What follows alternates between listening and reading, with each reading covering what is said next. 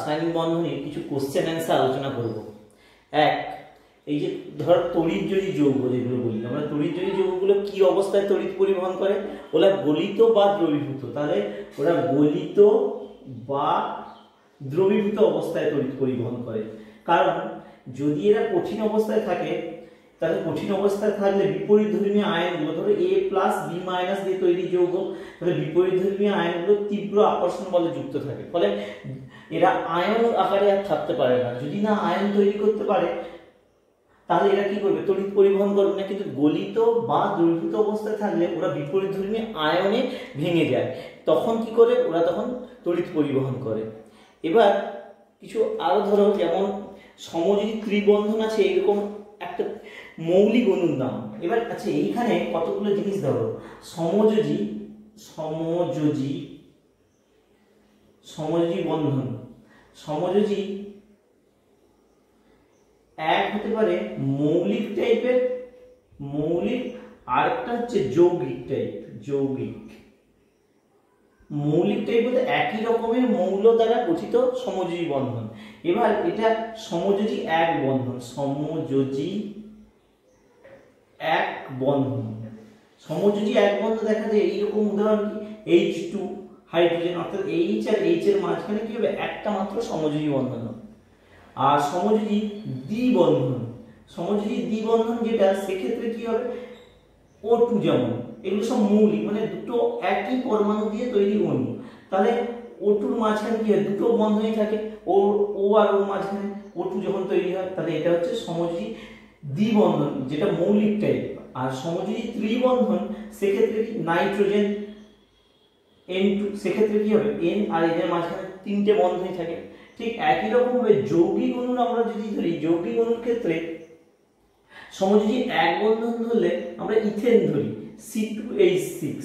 এর ক্ষেত্রে কি হয়? কার্বন আর কার্বনের মাঝখানে একটা মাত্র বন্ধনই আছে, তাহলে CH3 বন্ড CH3। এটা কার্বন কার্বনের মধ্যে একটা বন্ধনই আছে বলে এটা সমযোজী এক বন্ধন। আবার সমযোজী দ্বিবন্ধন, যেমন C2H4, C2H4 ক্ষেত্রে কি হচ্ছে? CH2 ডবল বন্ড CH2, অর্থাৎ কার্বন কার্বনের মাঝে দ্বিবন্ধন আছে। আবার C2H2 এক্ষেত্রে কি হচ্ছে? CH কার্বন কার্বনের মধ্যে ত্রিবন্ধন আছে, এটা হচ্ছে সমযোজী ত্রিবন্ধন।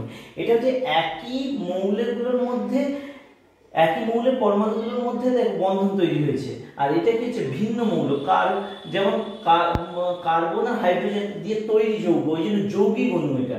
আর এটা হচ্ছে মৌলিক অণুর ক্ষেত্রে, তাহলে এইটা মৌলিক অণুর ক্ষেত্রে, যৌগিক অণুর ক্ষেত্রে।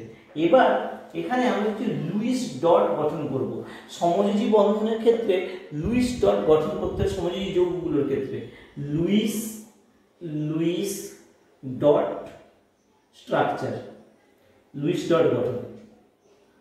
আচ্ছা, লুইস ডট গঠনে প্রথমেই বলে রাখি, আমরা যোজ্যতা কক্ষের ইলেকট্রন, অর্থাৎ যোজ্যতা কক্ষের ইলেকট্রন মানে কি? কোনো একটা পরমাণু, তার নিউক্লিয়াসের বাইরে অনেকগুলো কক্ষপথে ইলেকট্রন থাকতে পারে, শেষ যে কক্ষপথে ইলেকট্রন আছে সেটাকেই তার কি বলা হচ্ছে? যোজ্যতা কক্ষ।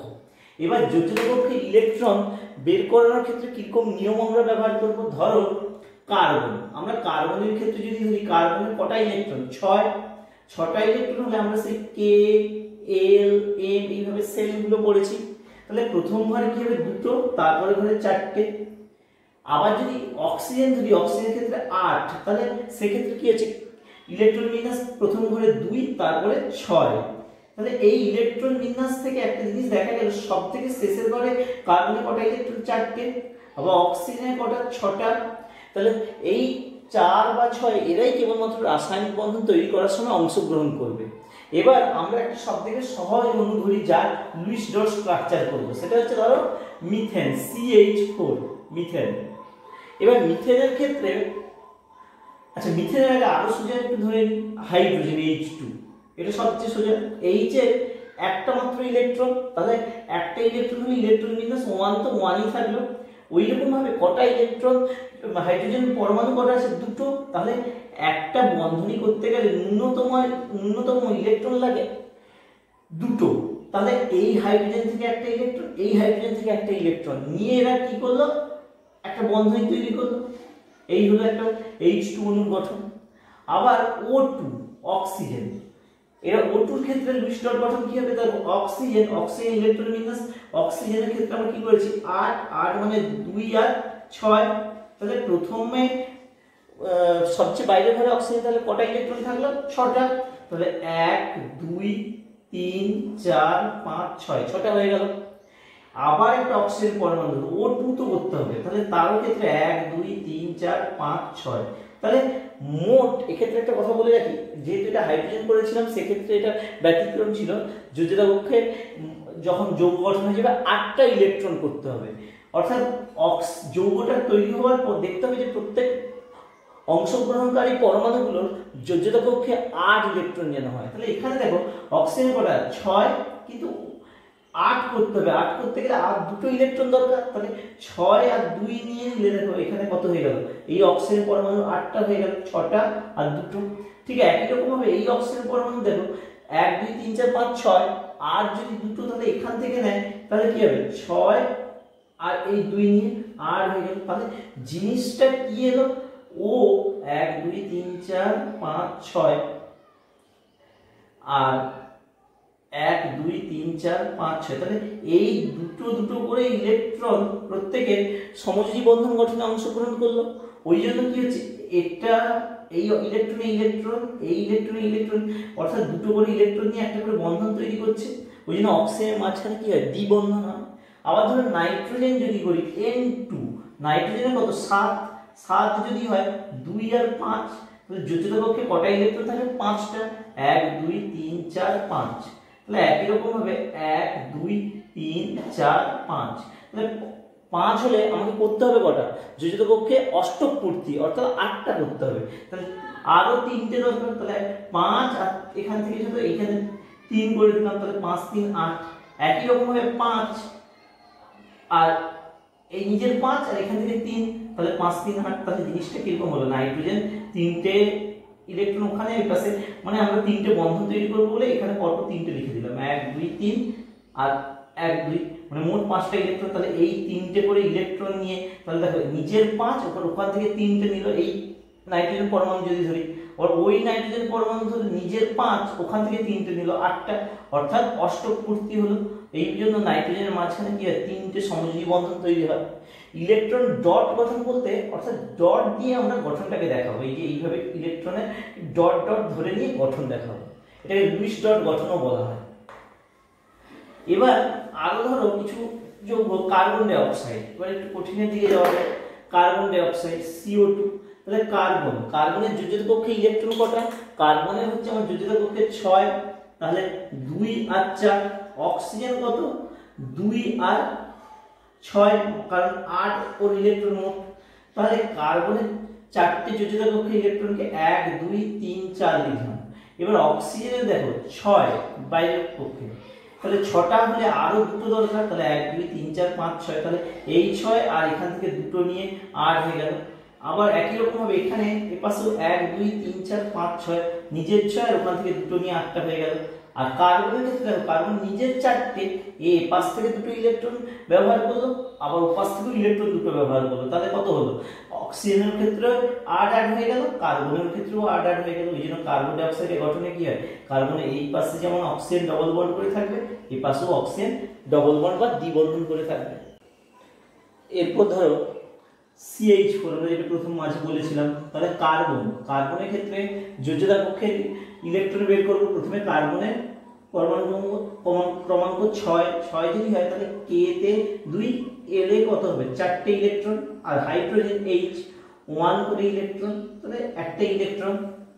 এবার তাহলে কার্বনের যোজ্যতা কক্ষে ইলেকট্রন 4, 1 2 3 4টে ইলেকট্রনকে 4টে ডট দিয়ে আমরা লিখলাম। আর হাইড্রোজেনের একটা করে ইলেকট্রন, তাহলে 4টে হাইড্রোজেন, এই একটা হাইড্রোজেন এর সঙ্গে বন্ড করলো, আরেকটা হাইড্রোজেন এই কার্বনের একটা ইলেকট্রনের সঙ্গে বন্ড করবে, আরেকটা হাইড্রোজেন এই কার্বনের একটা ইলেকট্রনের সঙ্গে বন্ড করলো, আরো একটা হাইড্রোজেন, তাহলে ওইভাবে কার্বনের সঙ্গে একটা ইলেকট্রনের দ্বারা বন্ধন তৈরি করলো। এবার দেখো হাইড্রোজেনের সবচেয়ে নিয়ারেস্ট নিষ্ক্রিয় গ্যাসকে হিলিয়াম, তাহলে 2 করতে হবে ইলেকট্রন। হিলিয়ামের যেহেতু ইলেকট্রন সংখ্যা 2, তাহলে হাইড্রোজেন নিজের একটা ইলেকট্রন আর কার্বন থেকে একটা ব্যবহার করলো, তাহলে মোট হাইড্রোজেনে এখন 2। এইভাবে প্রত্যেকটা হাইড্রোজেন দুটো করে ইলেকট্রন মিলে গেল। আর কার্বনে দেখো কার্বনের নিজের 4টে আর 4টে হাইড্রোজেন পরমাণু থেকে একটা একটা করে ইলেকট্রন ব্যবহার করেছে, তাহলে কার্বনের নিজের 4 আর 4টে মোট 8টা ইলেকট্রন হয়ে গেল, অর্থাৎ কার্বন অষ্টক পূর্তি ঘটালো, অর্থাৎ যোজিত কক্ষে 8 বিন্যাসটা আনতে পারবে। এইভাবে CH4 গঠিত হয়। এরপরে ধরো CH4 এর পর ইথিলিন C2H4 C2H4 এর ক্ষেত্রে তাহলে C কার্বনে ওই একই রকম ভাবে 6 হলে 2 আর 4 আর হাইড্রোজেন একটা করে ইলেকট্রন, তাহলে কার্বনের 4টে ইলেকট্রন 1 2 3 4। এখানে কার্বন পরমাণু কতগুলো আছে দেখো, দুটো কার্বন পরমাণু, তাহলে এই একটা কার্বন পরমাণু আর একটা কার্বন পরমাণু, তারও 4টে ইলেকট্রন। এবার এটাকে যদি একটু ভেঙে সুবিধার্থে করা হয়, দেখো দুটো CH2 অণু নিয়ে তো C2H4 তৈরি, তাহলে এপাশে দুটো হাইড্রোজেন ওপাশে দুটো হাইড্রোজেন, অর্থাৎ এই কার্বনের সঙ্গে দুটো হাইড্রোজেন করি, তাহলে এই হাইড্রোজেনটা এই কার্বনের সঙ্গে একটা বন্ধনী করে থাকলো, এই হাইড্রোজেনটা এই কার্বনের সঙ্গে একটা বন্ধনী করে থাকলো, তাহলে হাইড্রোজেন কার্বনের মধ্যে এইভাবে দুটো বন্ধনী তৈরি হলো। ঠিক অনুরূপভাবে এই এপাশে CH2 এর ক্ষেত্রে কি করব, তাহলে কার্বন আর হাইড্রোজেনের মধ্যে এই একটা বন্ধনী আর একটা কার্বন হাইড্রোজেনের মধ্যে আর একটা বন্ধনী। এবার মাঝখানে দেখো দুটো করে ইলেকট্রন প্রত্যেক কার্বনে আছে, তাহলে এরা কি করবে, দ্বিবন্ধন তৈরি করবে দুটো দিয়ে। তাহলে অ্যাকচুয়ালি জিনিসটা কি হলো, কার্বন কার্বন মাঝে দুটো বন্ধনী তৈরি হবে আর প্রত্যেকটা হাইড্রোজেন পরমাণু পরস্পর দুপাশে লেগে থাকবে। এইটা হচ্ছে লুইস ডট গঠন কিন্তু। আর মাঝখানে এইভাবে গোল করে নাও করতে পারো, অর্থাৎ কার্বন এই হাইড্রোজেন ইলেকট্রন এই হাইড্রোজেন ইলেকট্রন, এবার দুটো এই কার্বন থেকে 4টে ইলেকট্রন 1 2 3 4 এর মধ্যে একটা করে হাইড্রোজেন পরমাণুর সঙ্গে বন্ধন করে থাকলো। এই সেটাকে আমরা বোঝানোর সুবিধার্থে কি করলাম, এগুলো এখানে যোগ করে দিলাম, মানে গোল মতো করে বোঝাতে যাচ্ছি যে বন্ড কিভাবে তৈরি হলো। এখানে দ্বিবন্ধন তৈরি হবে, এই একটা বন্ধনী আর এই একটা বন্ধনী, আর একই রকম ভাবে এখানে একটা সিঙ্গেল বন্ড এখানে একটা সিঙ্গেল বন্ড তৈরি হবে। এই হচ্ছে ইথিলিন C2H4। আবার যদি আমরা অ্যাসিটিলিন করি, দেখো অ্যাসিটিলিন সেটার সঙ্গে কি C2H2 তাহলে কার্বনের ওই একই রকম ভাবে 4টে যোজিত কক্ষে ইলেকট্রন 1 2 3 4। আমরা দেখো আমি এখানে এই তিনটেকে একদিকে লিখেছি, কারণ এই যৌগের ক্ষেত্রে কার্বন কার্বন ত্রিবন্ধন থাকে, ওই জন্য পরপর একই দিকে তিনটেকে লিখে দিয়েছি। আর একটা হাইড্রোজেনের পাশে, তাহলে এই হাইড্রোজেন পরমাণু ওই একই রকম ভাবে এরও কি হবে, দুটো CH ইউনিট, সেটার ক্ষেত্রে যেমন CH2 ধরে নিয়েছিলাম, এটা CH ইউনিট দুটো, তাহলে এই পাশে একটা হাইড্রোজেন থাকবে এই পাশে একটা হাইড্রোজেন থাকবে, তাহলে এর মাধ্যমে বন্ধনী করলো। আর এই ধরো কার্বন কার্বনের মধ্যে এই একটা বন্ধনী, আবার একটা ইলেকট্রন দিয়ে এখানে আরো একটা কার্বনের সঙ্গে এই বন্ধনী, আর শেষে আরেকটা ইলেকট্রন প্রত্যেকটা নিয়ে এই একটা বন্ধনী, আর কার্বন আর হাইড্রোজেনের মধ্যে এই পাশে বন্ধনী থাকবে। তাহলে কি হলো, মাঝখানে 3টে বন্ধনী হলো কার্বন কার্বনের মধ্যে, আর হাইড্রোজেন প্রত্যেকটা হাইড্রোজেন কি হলো, কার্বনের সঙ্গে প্রত্যেক কার্বন একটা একটা করে বন্ধনী তৈরি করলো CH বন্ড, অর্থাৎ এটার মধ্যে সমযোজী ত্রিবন্ধন আছে। আর ইথিলিনের ক্ষেত্রে কি হয়েছিল, সমযোজী দ্বিবন্ধন ছিল। এরপরে ধরো আরো কিছু যৌগ, ধরো F2 ফ্লুরিন F2, এটা সোজা তুলনামূলক। তাহলে F মানে কতগুলো ইলেকট্রন হচ্ছে, F এর ক্ষেত্রে দেখো F হচ্ছে পর্যায় সারণীতে 9 নম্বরে আছে, অর্থাৎ পরমাণু ক্রমাঙ্ক 9 হলে K তে দুটো L এ 7টা, তাহলে F তাহলে যোজিত কক্ষে কটা ইলেকট্রন 7 করতে হবে, কত 8, সবসময় অষ্টক পূর্তি দেখবো 8 করতে হবে বন্ধনীর দ্বারা, 1 2 3 4 5 6 7, এখানে 1 2 3 4 5 6 7।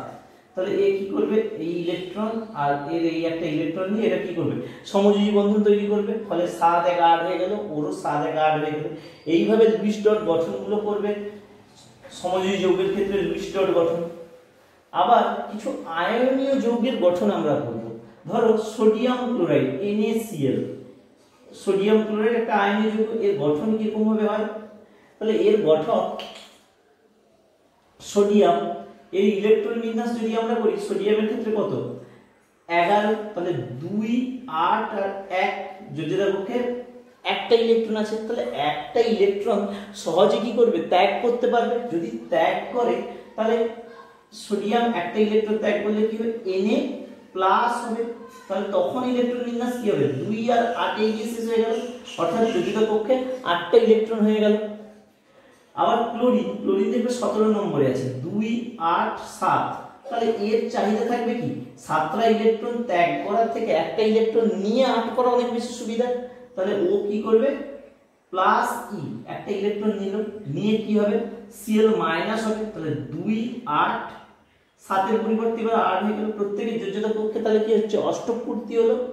এবার Na প্লাস আর Cl মাইনাস পরস্পর বিপরীত ধর্মী আয়ন, ক্যাটায়ন আর অ্যানায়ন, তাহলে স্থির তড়িৎ আকর্ষণ বল, তড়িৎ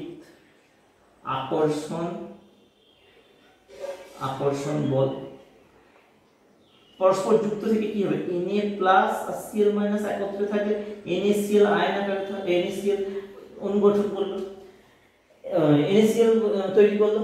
আচ্ছা এই NaCl এর তাহলে এটা হচ্ছে কি একটা সমযোজী যৌগ, কারণ তড়িৎ আকর্ষণ বলের দ্বারা যুক্ত হয়ে গেল, তৈরি হয়েছে। এদের ক্ষেত্রে আয়ন আছে Na প্লাস আর Cl মাইনাস গঠনে। একই রকম ভাবে ধরো আমরা NaCl ধরলাম, NaCl এর পরিবর্তে MgCl2 ধরো, ম্যাগনেসিয়াম ক্লোরাইড ধরো, MgCl2, তাহলে ম্যাগনেসিয়াম দেখবে 12 নম্বরে আছে, তাহলে ইলেকট্রন সংখ্যা 12 হলে 2 8 2, তাহলে এ চাইবে সবসময় দুটো ইলেকট্রন ত্যাগ করে আগে 8টা ইলেকট্রন অষ্টক পূর্তি ঘটাতে, তাহলে -2e, দুটো ইলেকট্রন ত্যাগ করলে কি হবে ম্যাগনেসিয়াম 2 প্লাস, আর Cl ক্লোরিনের দেখো 2 8 7, তাহলে 17 যদি হয় তাহলে 2 8 7, তাহলে ও চাইবে আরেকটা ইলেকট্রন নিয়ে 7 কে 8 করতে, তাহলে Cl মাইনাস হবে। এখানে একটা জিনিস দেখো, এখানে Mg মাথায় 2 প্লাস, দুটো প্লাস, আর Cl এর কটা মাইনাস, এখানে একটা, তাহলে আমার মাইনাস কি হচ্ছে এখন একটা দরকার, এইজন্য কি করব এটাকে পুরোটাকে 2 দিয়ে গুণ করে দেব, তাহলে দুটো Cl দুটো ইলেকট্রন যোগ করলাম, তাহলে 2Cl মাইনাস হয়ে গেল। এবার কি হলো, তাহলে এর ক্ষেত্রে ইলেকট্রন বিন্যাসটা তখন কি হবে Mg2 প্লাস এর ক্ষেত্রে 2 আর 8 এ গিয়ে শেষ হবে, তুমি এর ক্ষেত্রে 2 8 7 এর পরিবর্তে আবার 8 হয়ে গেল। আর এরা পরস্পর স্থির তড়িৎ আকর্ষণ বল, মানে তড়িৎ আকর্ষণ বল দ্বারা যুক্ত থাকলে Mg2 প্লাস আর দুটো Cl মাইনাস পরস্পর যুক্ত হয়ে কি হবে MgCl2 তৈরি করবে। ওই জন্য MgCl2 একটা তড়িৎযোজী লিথিয়াম হাইড্রাইড LiH, এর ক্ষেত্রে কি হবে তাহলে লিথিয়াম হাইড্রোজেন হিলিয়াম লিথিয়াম, তাহলে 3, তাহলে 2 আর 1 ইলেকট্রন বিন্যাস। এ তাহলে চাইবে কি একটা ইলেকট্রন সহজে ত্যাগ করে দিতে, তাহলে মাইনাস, তাহলে Li প্লাস হলো, তখন ইলেকট্রন কটা হলো দুটো হয়ে গেল। আর হাইড্রোজেন একটা ইলেকট্রন, ও চাইবে কি আরো একটা ইলেকট্রন নিয়ে নিষ্ক্রিয় গ্যাসের কাছে কে হিলিয়ামের ইলেকট্রন বিন্যাস পেতে, যেমন লিথিয়ামও পেয়েছে তেমনি হাইড্রোজেন একটা ইলেকট্রন নিয়ে H মাইনাস তৈরি হলো। তাহলে এরা স্থির তড়িৎ আকর্ষণ বলে যুক্ত থাকবে, স্থির তড়িৎ আকর্ষণ বলে যুক্ত থাকলে কি হবে LiH লিথিয়াম হাইড্রাইড তৈরি হয়। একই রকম ভাবে ধরো অ্যালুমিনিয়াম বা অ্যালুমিনিয়াম অক্সাইড Al2O3, এর ক্ষেত্রে কি হবে অ্যালুমিনিয়ামের কত 13, তাহলে 283, তাহলে ও চাইবে কি তাহলে তিনটে ইলেকট্রন যদি ত্যাগ করে তাহলে -3, তাহলে অ্যালুমিনিয়াম কি হবে 3 প্লাস, আর অক্সিজেন ওর কত 2 আর 6, তাহলে ও দুটো ইলেকট্রন যদি গ্রহণ করে ও 2 মাইনাসে পরিণত হবে, 6 2 8 হয়ে যাবে। এবার দেখো এইখানে একটা ব্যাপার, অ্যালুমিনিয়াম এখানে কটা আছে অ্যালুমিনিয়াম দুটো আর অক্সিজেন তিনটে, তাহলে এখানে একটা জিনিস দেখো অ্যালুমিনিয়াম 3 প্লাস আর অক্সিজেন 2 মাইনাস, তাহলে আমাদেরকে চার্জটাকে ব্যালেন্স করতে হবে, তাহলে এর 2 এর সঙ্গে 3 গুণ করে দিলে 6, আবার এর 3 এর সঙ্গে 2 গুণ করলে 6, অর্থাৎ এটাকে 2 দিয়ে গুণ করে দিই 2, তাহলে এটা তখন 6 হয়ে যাবে, 3 গুণে 6, আর এটা দুটো অ্যালুমিনিয়াম 3 প্লাস, তেমনি ওটা কি হবে তিনটে হয়ে যাবে, এখানে 3 দিয়ে যদি গুণ করি তাহলে 3 দুগুণে 6, তাহলে দেখো ইলেকট্রন যতগুলো গ্রহণ পর্যন্ত সমান হয়ে গেল, তাহলে 6 এখানে, তাহলে এ আবার এখানে কটা হয়ে যাবে তিনটে হয়ে যাবে, তাহলে এরা পরস্পর যুক্ত যখন থাকবে Al2O3 অ্যালুমিনিয়াম অক্সাইড তৈরি করবে Al2O3।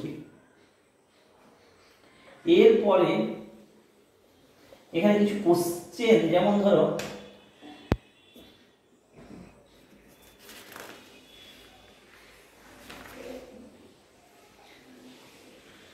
ধরো দুটো সমযোজী যৌগের নাম যাদের গলনাঙ্ক স্ফুটনাঙ্ক কি হবে বেশি, আমরা জানি সমযোজী যৌগ হলে তাদের গলনাঙ্ক স্ফুটনাঙ্কের মান তুলনামূলক কম হবে, কিন্তু হিরো আর সিলিকন কার্বাইড এদের ক্ষেত্রে কি হয়, এদের গলনাঙ্ক গলনাঙ্কের মানটা তুলনামূলক বেশি হয়, যদিও এরা সমযোজী যৌগ। আর অধাতুর সঙ্গে অধাতু কার্বন সদৃশ্য একটা তড়িৎযোজী যৌগ, মানে কার্বন যুক্ত একটা তড়িৎযোজী যৌগ কি হবে, ক্যালসিয়াম কার্বাইড CaC2, কার্বন যুক্ত একটা তড়িৎযোজী যৌগ calcium carbide CaC2, calcium carbide, এটা হচ্ছে একটা তড়িৎযোজী যৌগ, যদিও এর ভেতরে কার্বন আছে। এছাড়া যোজ্যতা কক্ষটা কি, যোজ্যতা কক্ষ হচ্ছে মানে সবচেয়ে বাইরের কক্ষপথ, যেখানে ওই পরমাণুর ইলেকট্রন যদি থাকবে সেই কক্ষপথটাকে বলা হচ্ছে ওই পরমাণুর সাপেক্ষে তার যোজ্যতা কক্ষপথ। যেমন ধরো অক্সিজেন 8, তাহলে 2 আর 6, তাহলে 6 হচ্ছে কি কে কক্ষে 2, এল কক্ষে 6টা, তাহলে এল কক্ষটা হবে ওর যোজ্যতা কক্ষপথ। এরপরে ধরো ম্যাগনেসিয়াম ক্লোরাইড আর কার্বন টেট্রাক্লোরাইড MgCl2 আর হচ্ছে CCl4, এদের মধ্যে কে তড়িৎ বিশ্লেষ্য প্রকৃতির হবে, দেখো এ হচ্ছে তড়িৎযোজী যৌগ আর এ হচ্ছে সমযোজী যৌগ, তাহলে এ কি হবে তড়িৎ বিশ্লেষ্য আর এটা হবে তড়িৎ অবিশ্লেষ্য।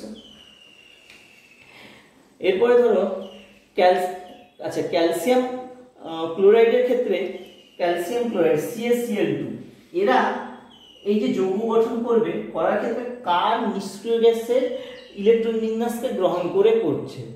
তাহলে ক্যালসিয়ামের ক্ষেত্রে আমরা জানি কি ক্যালসিয়ামের 20 আর ক্লোরিন হচ্ছে 17, তাহলে 17 সে একটা ইলেকট্রন গ্রহণ করে 18 হতে চায়, আর ক্যালসিয়াম সে দুটো ইলেকট্রন ত্যাগ করেও 18 হতে চায়, তাহলে 18 ইলেকট্রন বিন্যাস কার কোন মৌলের, ওই হচ্ছে helium argon, helium neon argon, আর্গনের ক্ষেত্রে লিখবে 18, অর্থাৎ এদের ইলেকট্রন বিন্যাসটা পাওয়ার ক্ষেত্রে এদের সুস্থিত ইলেকট্রন বিন্যাস পেয়ে যে যৌগটা গঠন হয়েছে সেটা হচ্ছে আর্গনের ইলেকট্রন বিন্যাসের অনুরূপ। এছাড়া আরেকটা হলো সমযোজী যৌগ যার সাধারণ তাপমাত্রায় কি হবে, যা সাধারণ তাপমাত্রায় কঠিন, এইরকম উদাহরণ কি হবে আয়োডিন I2 হচ্ছে সাধারণ তাপমাত্রায় কঠিন সমযোজী যৌগ। আর নিষ্ক্রিয় গ্যাসের পরমাণু বন্ধন সৃষ্টি করে না কেন, এই কোশ্চেনটা নিষ্ক্রিয় গ্যাসের পরমাণুগুলো বন্ধন সৃষ্টি করে না, কারণ এই ধরনের নিষ্ক্রিয় gas helium, neon, argon, krypton এদের ক্ষেত্রে যদি দেখা হয়, হিলিয়ামের ক্ষেত্রে হিলিয়ামের ক্ষেত্রে 2, বাকিদের ক্ষেত্রে কি হয় যোজ্যতা কক্ষে সবের ক্ষেত্রে 8টা করে ইলেকট্রন বিন্যাস থাকে, ফলে এরা আর ইলেকট্রন গ্রহণ বা বর্জনের কোনো প্রবণতা দেখায় না, অর্থাৎ অষ্টপূর্তি থাকে। হিলিয়াম ব্যতীত হিলিয়ামের ক্ষেত্রে 2টো থাকা সর্বাধিক দরকার, কারণ কে কক্ষে 2টো সর্বাধিক থাকে, তাহলে সেই দুটোই আছে। আর বাকিগুলোর ক্ষেত্রে দেখো নিয়ন, আর্গন, ক্রিপ্টন, জেনন এদের ক্ষেত্রে যোজ্যতা কক্ষে অষ্টপূর্তি ঘটে, অষ্টপূর্তি ঘটার ফলে এদের ক্ষেত্রে কি হচ্ছে আর ইলেকট্রন গ্রহণ বর্জনের কোনো প্রবণতা থাকে না বা বন্ধন তৈরি করার কোনো প্রবণতা থাকবে না। তাই এরপরে ধরো K2SCl2 আর অ্যালুমিনিয়াম ক্লোরাইড, K2SCl2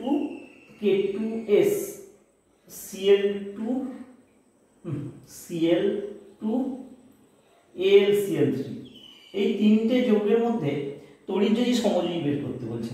দেখো এই ক্লোরিন, এটা তো ক্লোরিন মানে কি 17, তার মানে এর যোজ্যতা কক্ষে 7টা ইলেকট্রন আছে, আর একটা ক্লোরিনের 7টা পরস্পর আর একটা করে এর কাছ থেকে ও একটা, ওর কাছ থেকে এ নিয়ে 8টা করে ইলেকট্রন বিন্যাস হয়ে যাবে, তাহলে এরা কি হবে সমযোজী যৌগ। আর K2S এর পটাশিয়াম ইলেকট্রন বিন্যাস করবে দেখবে 19 যদি হয় মোট ইলেকট্রন সংখ্যা, এই একটা ইলেকট্রন ত্যাগ করে সহজে 18 হতে পারবে। আর সালফার এ হচ্ছে যোজ্যতা কক্ষে 6টা, ও 2টো করে ইলেকট্রন নিয়ে 8 হতে পারবে, অতএব এ হবে তড়িৎযোজী আর এই হবে সমযোজী। আর অ্যালুমিনিয়াম ক্লোরাইডের ক্ষেত্রে ধরো এর গঠনটা যদি করি, অ্যালুমিনিয়াম ক্লোরাইড, অ্যালুমিনিয়াম হচ্ছে Al 13 আর ক্লোরিন 17, তাহলে 2 8 আর 1, আর এ হবে 2 7 7, এই 2 8 7। এবার অ্যালুমিনিয়াম চাইবে কি এই ইলেকট্রন ত্যাগ করতে, কটা ইলেকট্রন ত্যাগ করবে 3টে, তাহলে অ্যালুমিনিয়াম 3+ হবে। আর ক্লোরিন সে 17, এটা হচ্ছে তোমার ছিল 13, 3টে ইলেকট্রন ত্যাগ করে দিয়েছে, তাহলে 2 আর 8 হয়ে গেল, 17 আছে, তাহলে 2 8 আর 7 ও একটা ইলেকট্রন গ্রহণ করলে তাহলে কি হবে Cl মাইনাসে পরিণত হবে, 2 8 8 হবে।